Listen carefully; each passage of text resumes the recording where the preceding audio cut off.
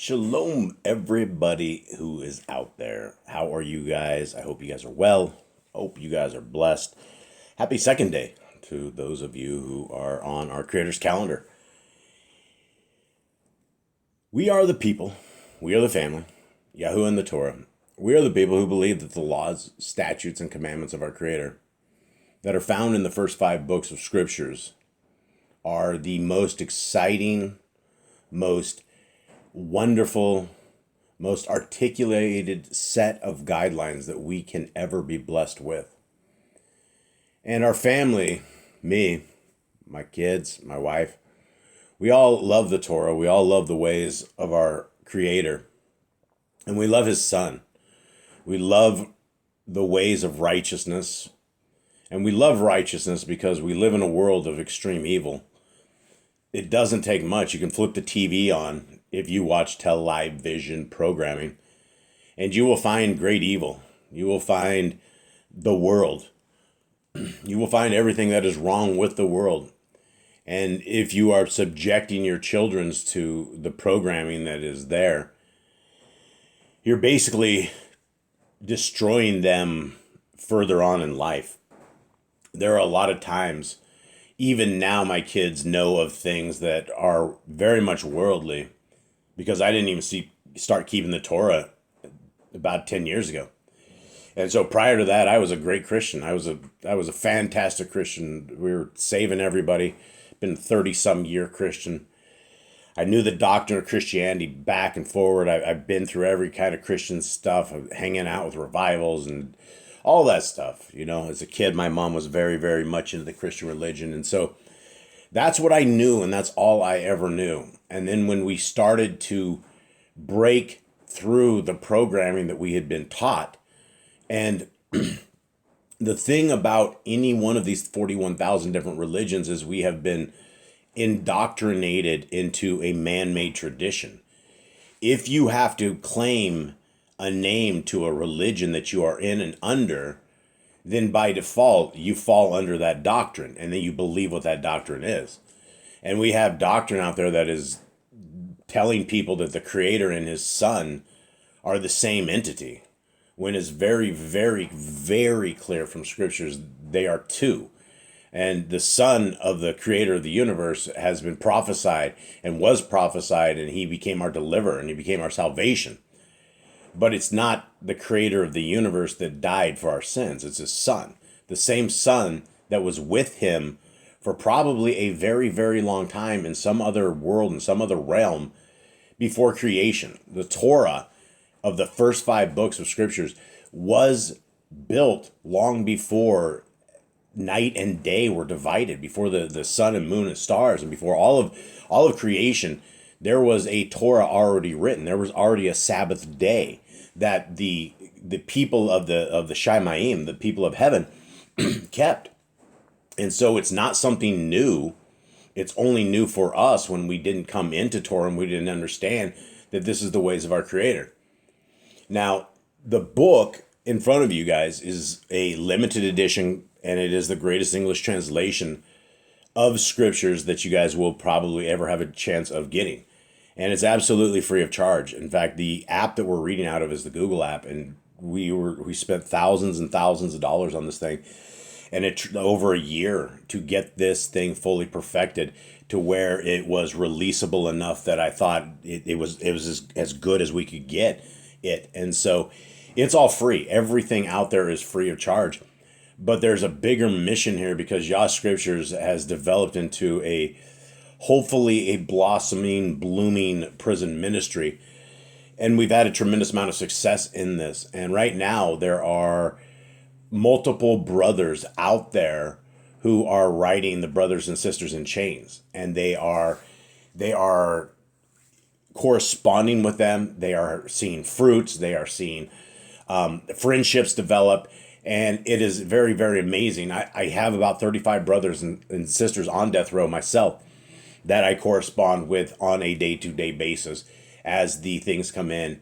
And the mission of Yah Scriptures is that we are able to minister to these brothers and sisters in prison.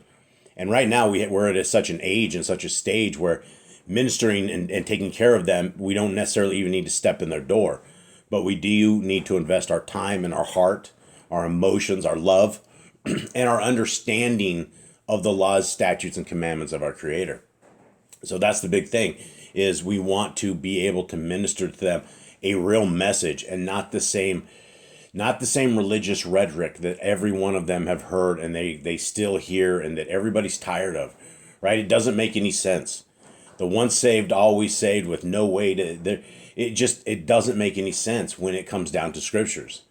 There's a way for the people of our Creator, and that way forward is the Torah. And it's in these books, and it's within Yah Scriptures, or any scriptures, that you can find the truth of our Creator and His ways. So if you would like to be a part of this prison ministry, these books right here are available. 3,153 pages, 103 books, fully restored name of our Creator, His Son, all our forefathers.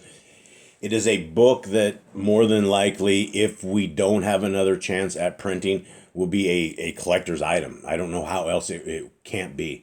It is one of the most accurate books that is out there, and what I say is the greatest English translation, and I really believe it.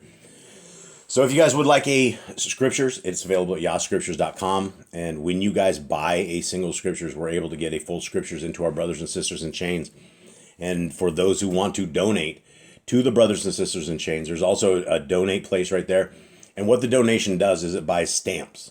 There's a lot of us out there right now that we're buying stamps so we can talk to these brothers and sisters, and it's expensive.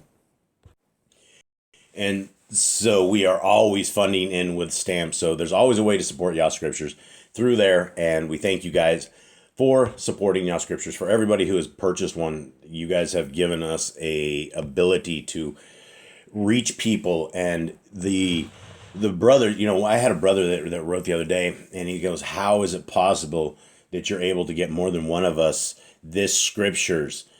And I explained to him, man, this is not a me thing. This is the hand of the Creator of the universe has allowed us to potentially create a free Bible printing press that we can get a huge value, because you will never find another book like Yah Scriptures. The size of it, the size alone is insane, because it is large print, which means if you want to sit at a desk or wherever and read this for hours and hours and hours and hours, it won't blow your eyes away like these tablets and screens and various things. And so this book is meant for those with vision problems. It's meant for those who want to read a tremendous amount of scriptures, and it's easy to read. And so this is out of this book, and this is the last book in Yah Scriptures. It is the book of the Khalidi, and it is the words and the walk of our Creator's Son, Messiah Yahushua. Those who call him Jesus, there were no J's in Hebrew. A lot of people don't know that, but as we are educating everybody, it's very important to understand that the letter J wasn't even invented till the 1500s. I think it's 1524 or 1525. I always get one of the years confused on that. But we're talking like less than, like 1,000 years ago, under 1,000 years ago. So, and Hebrew doesn't have a j sound like that. It doesn't exist in the alphabet. And so you wouldn't be a Hebrew person. You would not name your kid like a Greek name that even has like a Zeus in it, right? That's not what it would happen. And so this is the words of our Messiah as he's walking along with his people. And this entire chapter has been really amazing, because the first part of it was about those who our Creator's Son and who our Creator essentially accepts. And the Creator's Son, Messiah Yahushua, runs the same operation his dad does. He runs out of the same book, the Torah. We're all under the same Torah. That's just, there's one for the stranger, there's one for the native. If you want to be hooked into the tribe of Yisrael, if you want to be a child of the Most High, then those people are the people who value and who love, who write the laws, statutes, and commands on their heart, mind, and soul, who talk about them when they go to bed and when they rise up, then they indoctrinate their children with them, because that's the greatest possible thing that you could ever give your kids, is an ability to save their souls, protect their souls, and guard it. And you're not going to be able to ever guard your souls when you've nailed the law to the tree, when you don't see any value in the words that our Creator has said, and it's been killed, right? The law has been put in a ditch. That's that's satanic talk. That's blasphemy. There's no place in scriptures that says anything like that. And people, the God of the Christian religion is Paul. And unless Paul said, then the Christians don't care. And just taking letters that were written to towns and ecclesias, little tiny congregations, on a return trip. We're only learning the return trip letter. We don't even know what these assemblies or what these people were even talking about that Paul was responding to. So we're eavesdropping, number one, and then as that eavesdropping happens, and we make something like that doctrine, when we make null and void the Torah, when Paul even says, don't make null and void the Torah, so it's problematic. And so our Messiah very much upholds the Torah, very much talks about the Torah, and this is continuing on in this reading. Okay. I call you to serve no mean cause, but to stand beside me and claim your inheritance.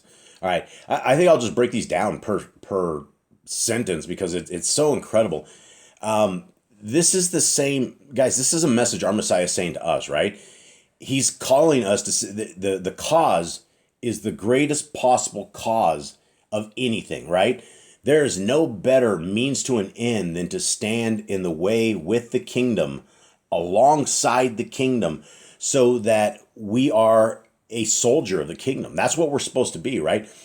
Loyalty should be given to our Creator because our Creator has given us a breath of life, common sense, a couple of eyes, a couple of ears, a couple of nostrils. We can think for ourselves. We can do whatever we want. We have free will. We can be as evil as we want to be, or we can be as righteous and as Kodesh as we want to be, right? And so the cause that Messiah has, he's calling out like, this is a big deal. This is a really, really big deal. We need to all be like understanding of how big of a deal this is, that we have an opportunity at eternity by keeping the laws of our Creator and by the faith of our Messiah, by just being a part of this group, right? It's just being a part of a clique, a different clique, a smaller clique, right? Continuing on, Messiah says, those who dispute the claim are the ones I reject, and you must set your faces against them, even as I do. Again, pretty big, right? That claim, right? Our inheritance, that's what everybody can understand the word inheritance, right? We know what the inheritance, when our parents die, we end up with something. Somebody, there's an inheritance at some point, some people mostly get, right? But if you are the people who dispute that the inheritance is able to be achieved and able to be gotten, Messiah is going to reject, right? We want to be yelling to people to come claim your inheritance. Free trip, free gift, right? Free eternity. All we have to do is be loyal and be the people that our Creator has asked us to be. It's some mysterious thing. If you read scriptures from the front of the book to the end of the book, and basically read the Torah over and over and over until it is very, very, very clear in your mind, that's part of the walk with our Creator. We have to be walking perfectly to His wishes. If we don't read slowly, if we don't understand what His wishes are, that's on us. He's given us scriptures. We see them in front of us. We've been given all sorts of stuff. Yah Scriptures, all the free downloads, guys. There's a download for every platform of everything. You can read this stuff on your own. Continuing on. Come and inherit the incorruptible glory which is in the Shemaim, even as flesh is on the earth. Okay, and the word for Shemaim is heaven. So Messiah continues to go on and talks about incorruptible glory, right? That's in somewhere else, a place in the heavens, even as flesh is on earth. So this is, again, the continuing of the promise. Not only does he tell us what the inheritance is, he tells us a possible place that it may take place, right? There's places out of this world. There's a world where our Creator lives, His Son lives. Who knows what in the world goes on in that world, right? But there's a different place. We may get to view this. We may get to step into this or something of the sort, or at least know of it in an understanding way when we are part of the Creator's kit. Okay, continuing on. The way is narrow and difficult, for no one who has not been tempted and tried can attain his reward. Messiah talks about this narrow and difficult way, right? He talks about the gate, the small gate. We hear that it's narrow, and the path to destruction is very wide. And so, what do we mean here when it says that if we haven't been tempted, we are not going to be able to attain our reward?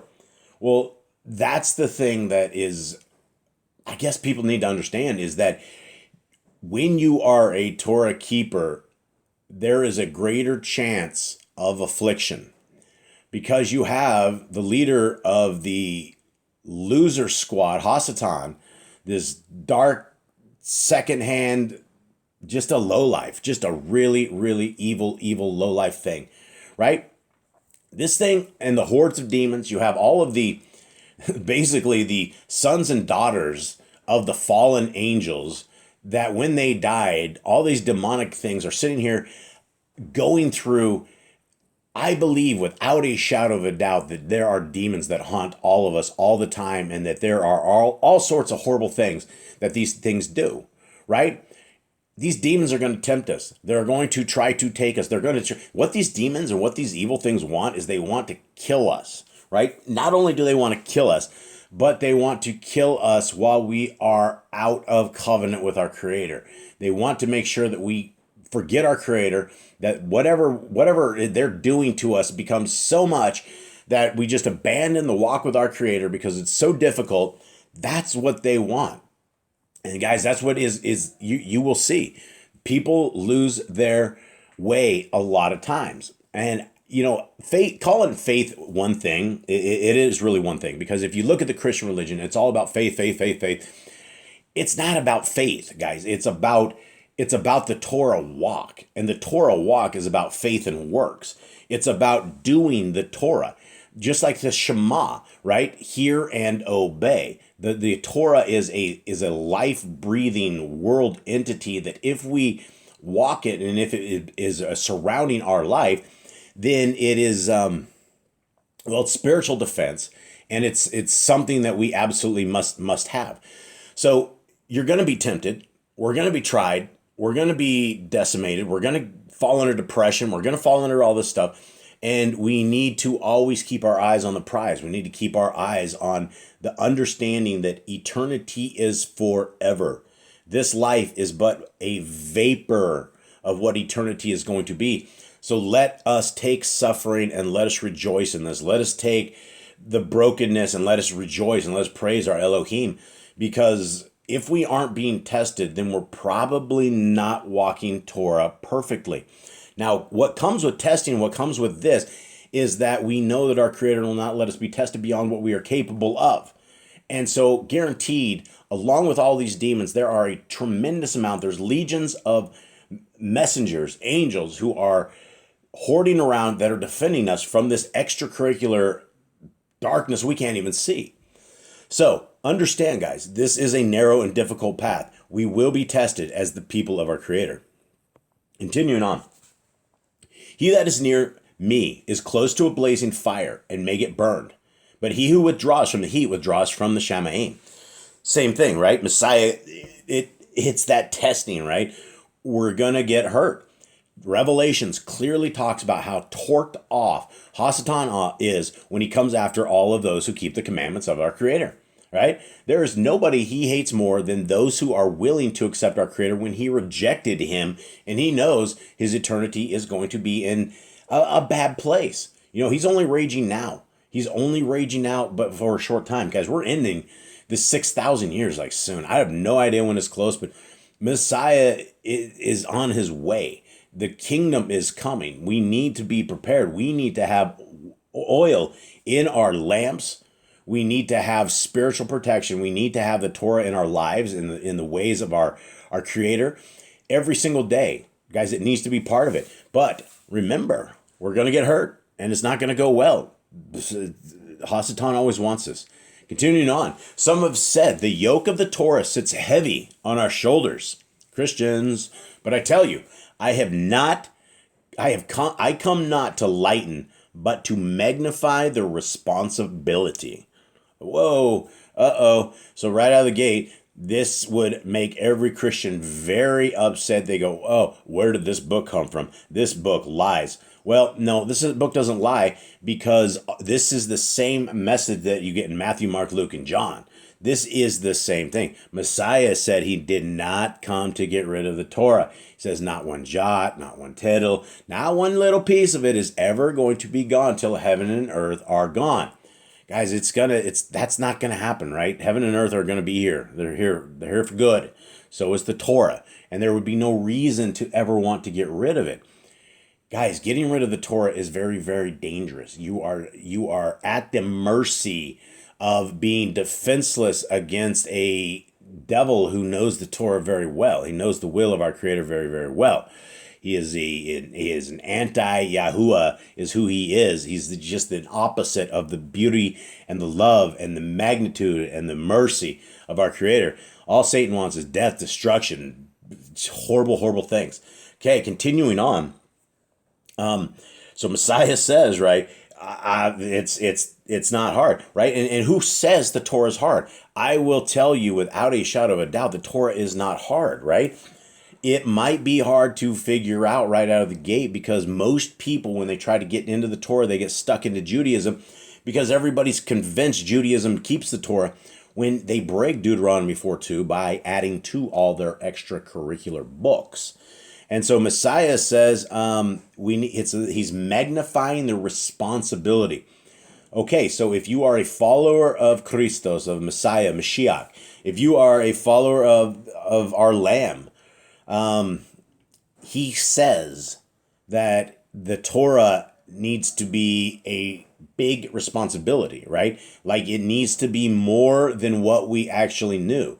The cold days of Moshe, where we have certain things that are just cut and dry, Messiah fields things out so we understand a little bit more. That is why he is the Torah made the flesh, the Word made flesh. That's it. He rode with his pops for so long, he knows exactly what's up. Now let's continue on with this. Moshe brought the Torah, which says, "Do not kill." But I say, any who releases anger on his brother without just cause shall not escape judgment. That's what Messiah is talking about with magnifying the responsibility of the Torah, right? It was clear cut back in the days of Moshe, right? Do not kill. Okay, we know what happens under Torah if you kill, right? They take you outside the city gates and they throw rocks at you until you're dead. That is what it does, at the behest of two or more witnesses. But Messiah says if we release anger on our brother without just cause, judgment's coming for us. That's a huge, huge thing, because a lot of us do this. A lot of us do this on our spouses. A lot of do this on our kids. A lot of the kids do this to the kids, right? When you release anger on your brother without just cause, you shall not escape judgment. And he's putting that into the same realm as do not kill, right? So we have a comparison of killing, which we know is the death sentence. And then he talks about releasing anger on your brother in the same sentence. And, when we break one law, we break them all. And so that is yet another understanding of almost like a murder command or something that can do. Because, guys, words absolutely kill, right? From within the heart, when we speak, evil speak, every idle word and every evil thing and every bad joke, every time we go to the men's gym club and talk jokes and do bad things, it's going to be brought to a light in a different world. We have to go to the day of accounting. And so everything that we do is on record. It is the greatest DVR recorder of all time that our life is, and it's all being written on the scrolls of the Shamayim. Continuing on, Messiah says, the Torah you have condemns adultery. But I tell you that if any man looks upon a woman with fornication of mind, he is no less guilty. For it is what a man thinks that will lead him to glory or decay. He who is pure in love does not defile his heart by looking at another woman with fornication in view. Wow. Okay, so this is huge. This is absolutely huge. This is why I'm always talking about the dangers of pornography, the dangers of all of this stuff, guys.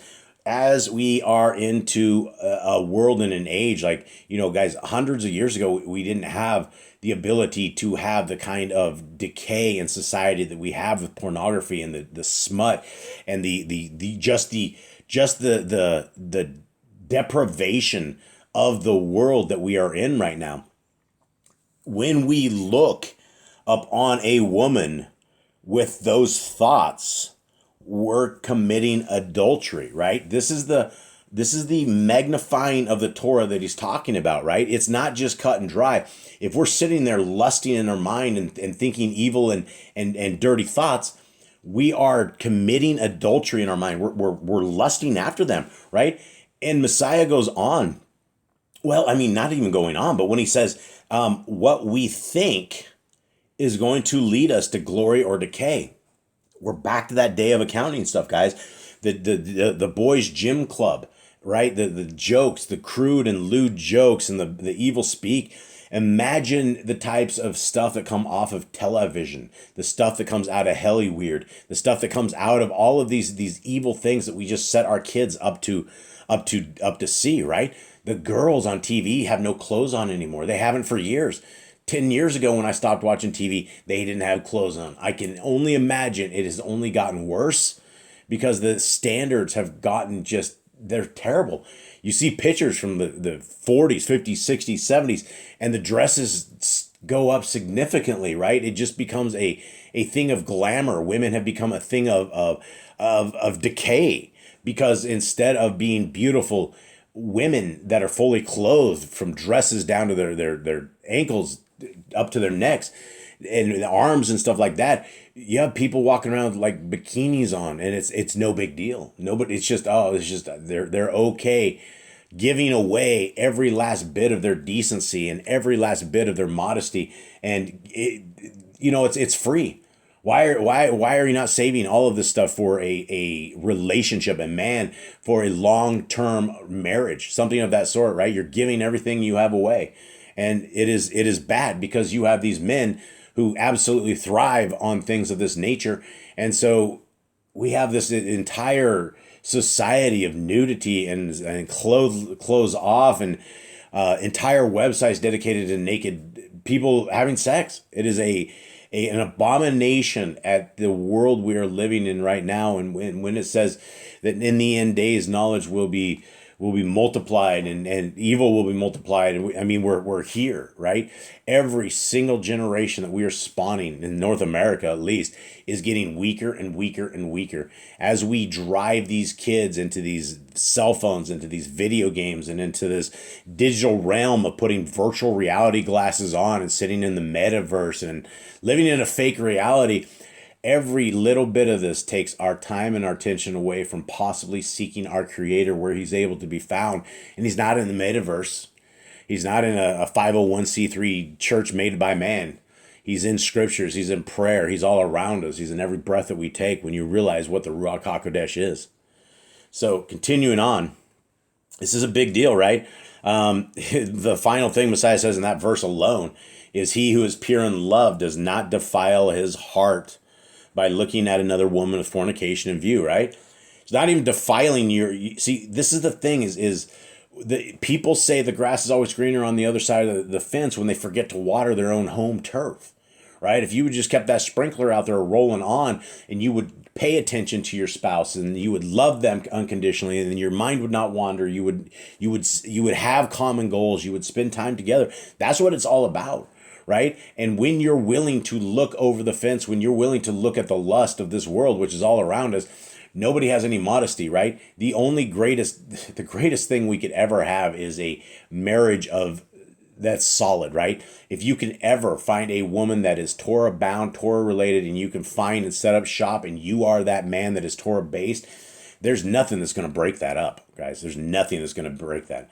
And so we need, as men, we need to be strong and stop committing adultery day after day after day, right? We need to stop looking at these women and lusting after them and falling into these satanic things.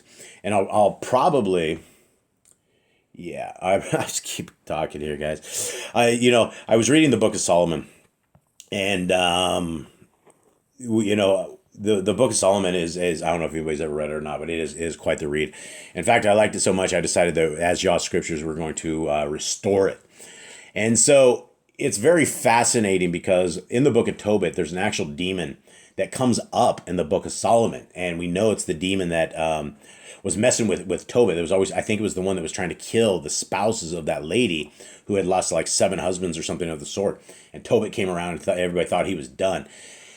So it's very, very fascinating because Solomon goes on this little crazy thing where he starts controlling all the demons. And for it seems like a good chunk of his life, he had demons like locked in chains working on things of his great temples and things, cutting marble, stomping clay, doing things. And there was a demon that he taught. He was a couple of the demons that were very fascinating. One of them was a woman, a man. It basically is a woman or a man, whatever it wanted to be. Its job was to pull men away from women. This job is just to wreck houses, right? Pull men's attention away from the focus that they should be on, which is on our homestead, our wives, our families, and the kingdom to come, protecting our soul, guarding the souls of our family.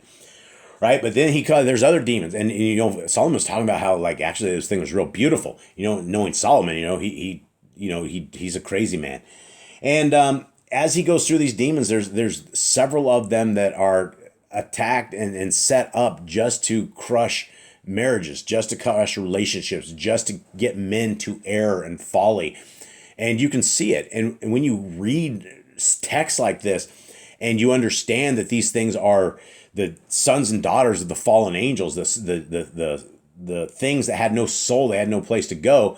And so they've been here attacking humankind for years. And it's very, very spooky when you understand this. So the bottom line is, guys, we are under a spiritual attack. We always will be under a spiritual attack. It's going to be something that is we're never going to be able to get out of unless we abandon ship. And that is a terrible, terrible idea.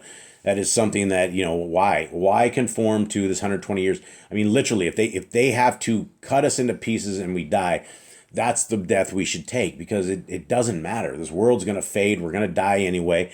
What is the difference between standing for the creator of the universe and through all things, right? Who cares about this life? Let's let it go. Let's be ready for the kingdom to come. That's where we need to be building up our jewels. That's where we need to be fishing for men. That's where we need to be doing all of this. So guys, much love to all of you. I hope you guys have a wonderful week. I hope you guys have a good day. And thank you for everybody who makes it to the very end of this. I know I'm very long-winded. I don't mean to be, but much love to all of you. I'm out. Have a good day.